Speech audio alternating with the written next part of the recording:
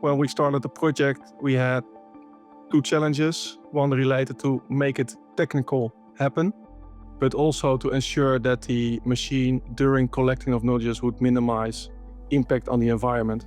And this is where it really became interesting, having discussions with Dr. Clark on what are the requirements and most likely impacts on the environment, making sure you minimize disturbing seabed sediment, and making sure that you minimize the intake of seabed sediment in the collection process.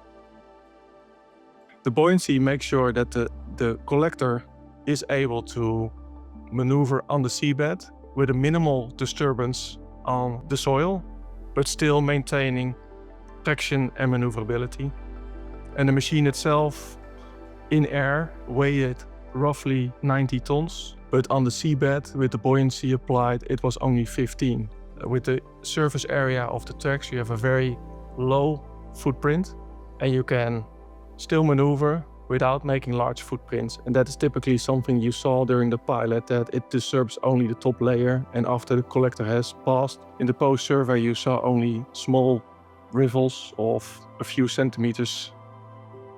What we're trying to do on the seabed is reduce the footprint and the disturbance of the sediment.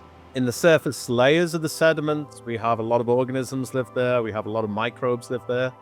And if you disturb the structure of the sediment too much, then it'll take a long time to recover. So we want to be able to extract the nodules, but disturb those surface layers as little as possible. We see this when we look at the old technology that used the Archimedes screw, where it basically churned the sediments to a depth of about 80 centimeters. With our new technology, that disturbance is as little as 3 centimeters. It's really important to the microbes and the organisms that live in the sediments and to their recovery that we minimize the disturbance as much as possible. And the best way to do that is to minimize the footprint of the vehicle on the seabed by reducing its weight at the seabed by adding buoyancy to the vehicle.